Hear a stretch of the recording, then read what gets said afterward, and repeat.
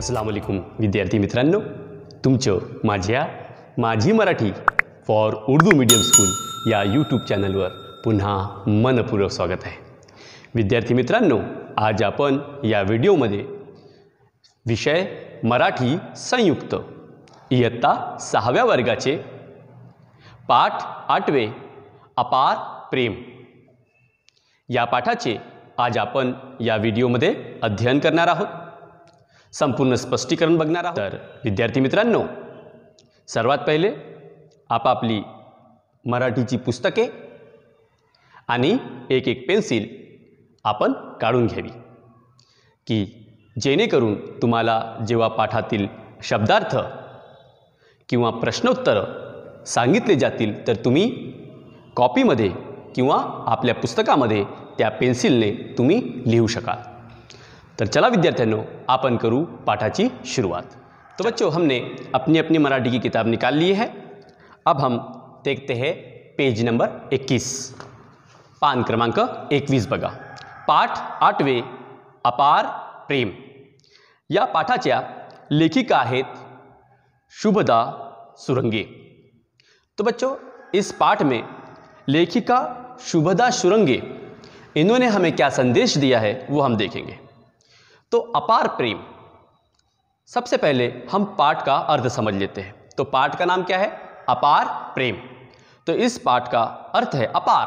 अपार मतलब बेइंतहा, बहुत ज़्यादा, और प्रेम मतलब प्यार। तो बेइंतहा प्यार, अपार प्रेम। तो हम देख रहे हैं कि हमारे पाठ्य पुस्तक में दो चित्र नज़र आ रहे हैं। पहले चित्र में हम देख रहे हैं कि एक जंगल है और जंगल के बीचों बीच एक छोटा सा तालाब है।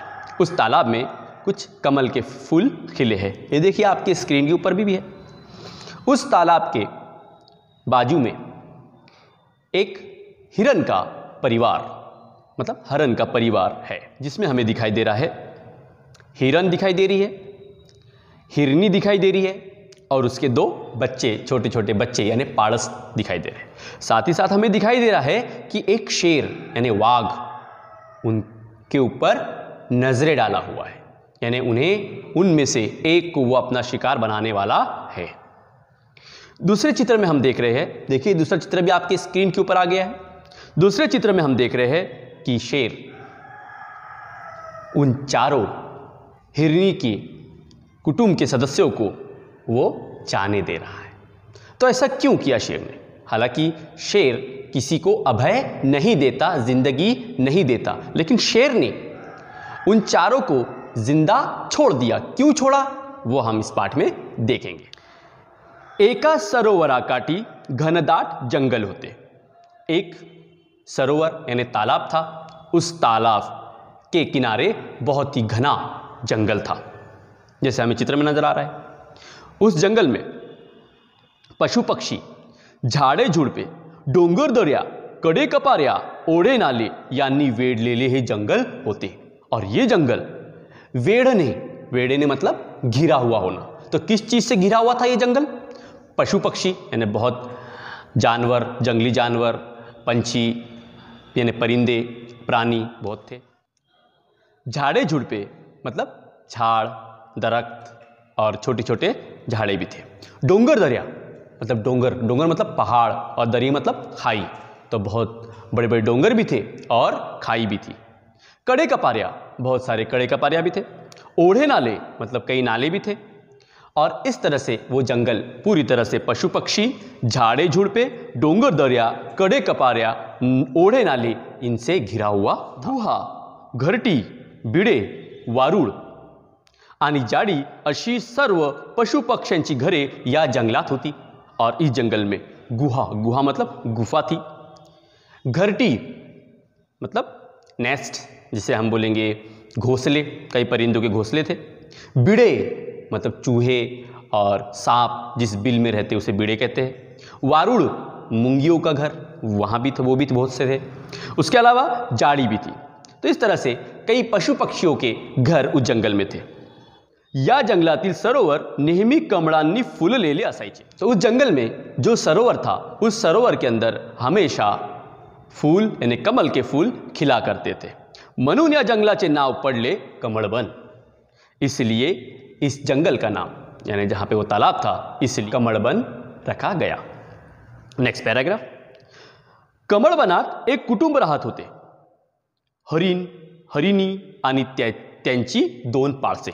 और उस कमळवन में, उस जंगल में एक कुटुंब रहता था। कुटुंब मतलब परिवार रहता था। कौन कौन थे परिवार में? हरिण यानी हिरण थी, हरिणी मतलब हिरणी थी, और आणि त्यांची 2 पाळसे और उनके 2 छोटे छोटे बच्चे थे। असे ते सुखी कुटुंब होते और बहुत ही खुशहाल कुटुंब था। पाळसे खूप खेळायची, एकमेकांना सोडून कुठेही जात नसायची। और पाळसे, हिरणी के पाळसे बच्चे बहुत खेलते थे, बहुत खुश थे, और वो एक दूसरे को छोड़ के कहीं नहीं जाते थे। त्यांना एकमेकांबद्दल खूप जिव्हाळा होता और उन्हें एक दूसरे से खूप जिव्हाळा मतलब लगाव था, प्रेम था। Next paragraph. एकदा हे कुटुंब सरोवराकाठी पानी प्यायला निघाले। और एक बार क्या होता है कि ये हिरण का कुटुंब यानी परिवार उस सरोवर की ओर पानी पीने चला जाता है। पाळसे आनंदाने गाणी गात, खेळत बागडत निघाली होती, और पाळसे बच्चे गाना गाते हुए, खेलते हुए, इधर उधर भागते हुए उस सरोवर की ओर वो निकल गए थे। त्यांच्यात सावधपणा होता अन मनात जंगली पशुंची भीती होती। तो उनके दिलों में थोड़ा सा सावधपना मतलब चौकसता थी। जंगली जानवरों का डर भी था, भीती मतलब डर भी था। तेवढ्यात त्यांना एका मोठ्या झाडाच्या मागून 2 डोळे चमकताना दिसले। उसी समय यानी उस तालाब के किनारे त्यांना झुडपांच्या मागून 2 डोळे चमकताना दिसले कि 2 आंखें, उन चारों को 2 आंखें झाड़ियों के पीछे से चमकती हुई नजर आई।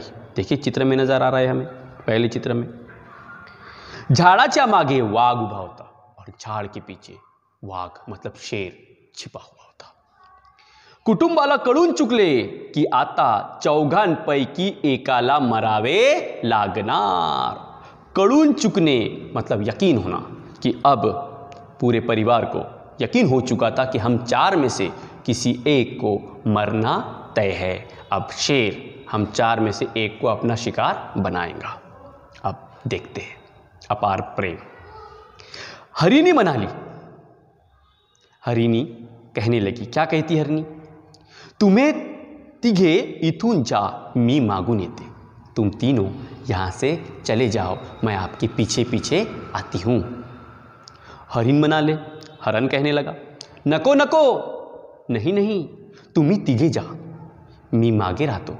नहीं नहीं, तुम तीनों निकल जाओ, मैं तुम्हारे पीछे आ रहा हूँ। देखिए तो हरिणी और हिरण दोनों भी अपने परिवार को बचाने के लिए, अपने प्राणों की आहुति देने के लिए, अपने प्राणों का बलिदान देने के लिए वो तैयार थे और उनकी ज़िंदगी, अपने परिवार की ज़िंदगी बचाने का प्रयत्न कर रहे थे। अब एक पाड़स मतलब एक बच्चा भी कहने लगा, नको नको, नहीं नहीं, तुम ही सगळे निघून जा, तुम सब निकल जाओ।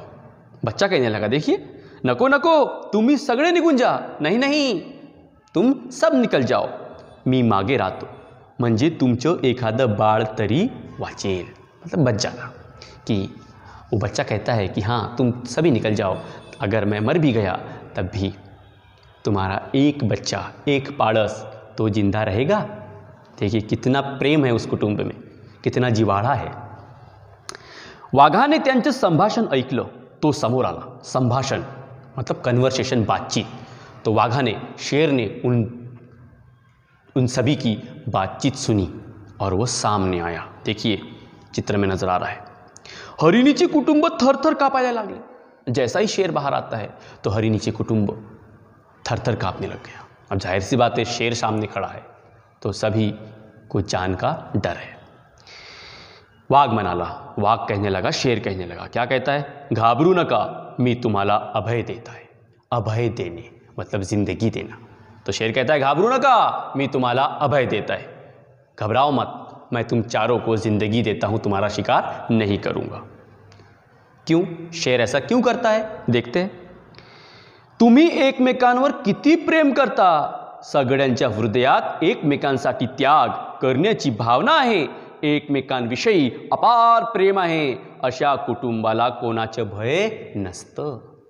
तो वो शेर कहने लगा कि तुम लोगों के दिल में एक दूसरे के लिए कितनी मोहब्बत है, अपार प्रेम आहे।